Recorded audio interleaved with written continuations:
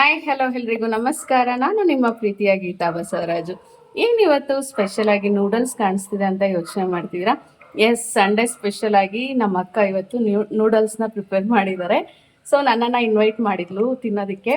ಬನ್ನಿ, ಟೇಸ್ಟ್ ಹೇಗಿತ್ತು ಅಂತಲೇ ಹೇಳ್ತೀನಿ. ಹಾಗೆ ಇದಕ್ಕೆ ಏನೇನೆಲ್ಲ ಇಂಗ್ರೀಡಿಯೆಂಟ್ಸ್ ಬೇಕಾಗುತ್ತೆ, ಎಷ್ಟು ಪ್ರಮಾಣದಲ್ಲಿ ಬೇಕಾಗುತ್ತೆ ಅಂತ ಈ ವಿಡಿಯೋದಲ್ಲಿ ತೋರಿಸ್ತೇನೆ.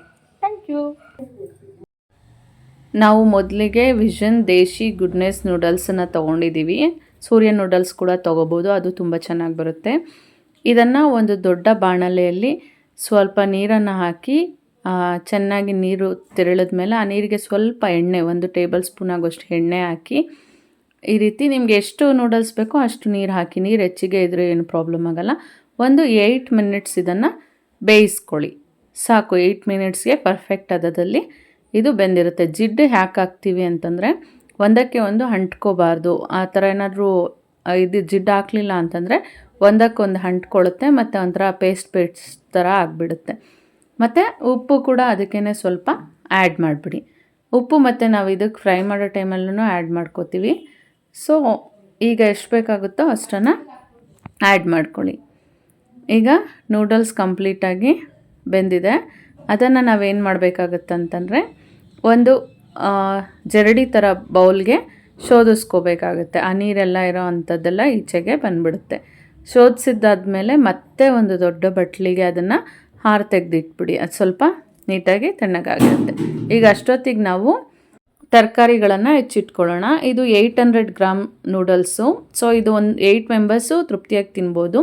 ಇದಕ್ಕೆ 20 ಹುರುಳಿಕಾಯಿ, 3 ದೊಡ್ಡ ಈರುಳ್ಳಿ, 3 ಕ್ಯಾರೆಟು, 2 ಕ್ಯಾಪ್ಸಿಕಮ್ಮು, ಒಂದು 20 ಮೆಣಸಿನ್ಕಾಯಿನ ಎಲ್ಲವನ್ನು ಸ್ಟೈಲಿಶಾಗಿ ಹೆಚ್ಚಿಟ್ಕೊಳ್ಳಿ. ಈಗ ನಾವು ಒಂದು ದೊಡ್ಡ ಬಾಣಲೆಯಲ್ಲಿ ಎಣ್ಣೆಯನ್ನು ಚೆನ್ನಾಗಿ ಹಾಕ್ಕೊಳ್ಳಿ. ಯಾಕೆ ಅಂತಂದರೆ ಇದು ಫ್ರೈ ಆಗೋದಕ್ಕೆ ಸ್ವಲ್ಪ ನೀಟಾಗಿ ಎಣ್ಣೆ ಇದ್ರೇ ಚೆನ್ನಾಗಿರುತ್ತೆ. ಎಣ್ಣೆಯನ್ನು ಕಾದ ನಂತರ ನಾವೇನು ಮಾಡಬೇಕಾಗುತ್ತೆ, ಮೊದಲಿಗೆ ಹುರುಳಿಕಾಯಿ, ಹಾಗೆ ಕ್ಯಾರೆಟು, ಹಾಗೆ ಈರುಳ್ಳಿ, ಕ್ಯಾಪ್ಸಿಕಮ್ ಎಲ್ಲವನ್ನು 1 ಬೈ 1 ಹಾಕ್ಕೊಂಬಿಡಿ. ಯಾಕೆ ಅಂತಂದರೆ ಇದಕ್ಕೆ ಜಾಸ್ತಿ ಫ್ರೈ ಮಾಡೋ ಅಂಥ ಅವಶ್ಯಕತೆ ಇಲ್ಲ. ಕೆಲವ್ರು ಲೈಕ್ ಮಾಡೋದಿಲ್ಲ ಫ್ರೈ ಮಾಡೋದು ಒಂಚೂರು, ಹಾಗಾಗಿ ಸಿಗುತ್ತೆ ಅಂತ. ಅಂಥವ್ರು ಏನು ಮಾಡ್ಕೋಬೇಕಾಗುತ್ತೆ ಅಂತಂದರೆ ಸ್ವಲ್ಪ ಡೀಪಾಗಿ ಫ್ರೈ ಮಾಡ್ಕೊಳ್ಳಿ.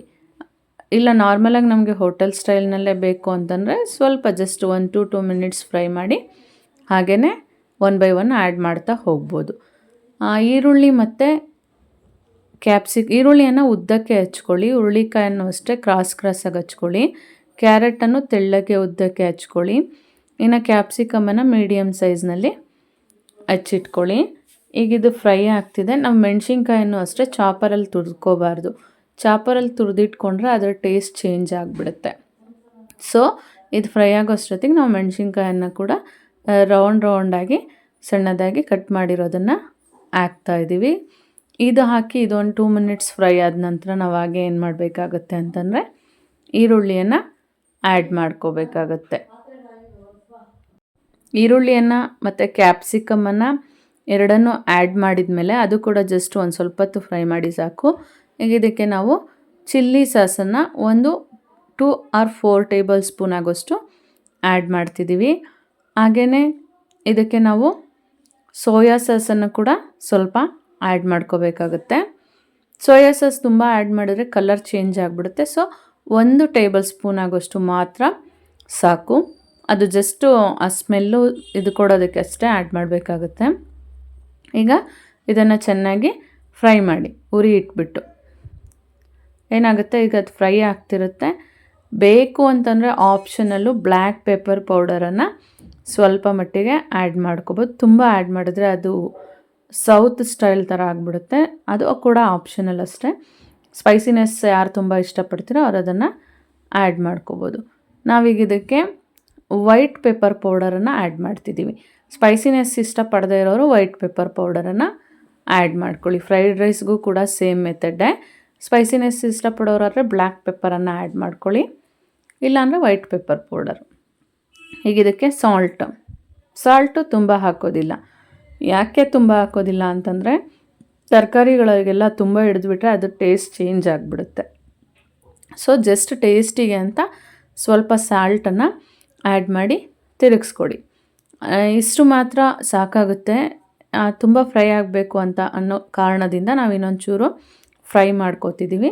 ಈಗ ನಾವು ಅದಕ್ಕೆ ಬೇಯಿಸಿಟ್ಕೊಂಡಿದ್ವಲ್ಲ ನೂಡಲ್ಲು, ಅದು ಚೆನ್ನಾಗಿ ಹಾರಿರುತ್ತೆ ನೋಡಿ. ಹಾರಿದಾಗ ಒಂದಕ್ಕೊಂದು ಅಂಟೋದಿಲ್ಲ, ಉಪ್ಪು ಎಣ್ಣೆ ಎಲ್ಲ ಹಾಕಿರ್ತೀವಿ, ಅಂಟೋದಿಲ್ಲ. ಈಗ ಅದನ್ನು ಇದಕ್ಕೆ ಆ್ಯಡ್ ಮಾಡಿ ಎಲ್ಲವನ್ನು ಬೆರೆಸಿ ಇಟ್ಕೊಂಬಿಡಿ. ಬೇಕಾದ್ರೆ ಎಲ್ಲರೂ ಅಟ್ ಎ ಟೈಮ್ ಕುತ್ಕೋತಾರೆ ಟಿಫನ್ಗೆ ಅಂತಂದರೆ, ಆಮೇಲೆ ಸ್ವಲ್ಪ ಸ್ವಲ್ಪನೇ ಈ ರೀತಿ ಹಾಕಿ ಬಿಸಿ ಮಾಡ್ಕೊಳ್ಬೋದು.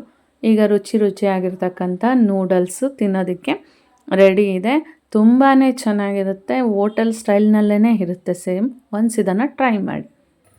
ಸೊ ನೋಡಿದ್ರಲ್ಲ ಫ್ರೆಂಡ್ಸ್, ನೂಡಲ್ಸನ್ನು ಹೇಗೆ ಮಾಡೋದು ಮನೆಯಲ್ಲೇ ಹೋಟೆಲ್ ಸ್ಟೈಲ್ನಲ್ಲಿ ಪ್ರಿಪೇರ್ ಮಾಡೋದು ಅಂತ. ಇದು ಟೇಸ್ಟ್ ತುಂಬಾ ಚೆನ್ನಾಗಿತ್ತು, ನನಗೂ ಕೂಡ ತುಂಬ ಇಷ್ಟ ಆಯಿತು. ನಾನು ಒನ್ಸ್ ಟ್ರೈ ಮಾಡ್ತೀನಿ, ಇನ್ನೊಂದ್ಸಲ ನಮ್ಮನೇಲಿ ಬೇರೆ ರೀತಿ ಮಾಡ್ತಿದ್ದೆ, ಸೊ ಈ ಸ್ಟೈಲಲ್ಲೂ ಒನ್ಸ್ ಟ್ರೈ ಮಾಡ್ತೀನಿ. ನೀವು ಕೂಡ ಟ್ರೈ ಮಾಡಿ ಟೇಸ್ಟ್ ಹೇಗಿತ್ತು ಅಂತ ಕಾಮೆಂಟ್ನಲ್ಲಿ ತಿಳಿಸೋದನ್ನು ಮರಿಬೇಡಿ. Thank you, take care, bye.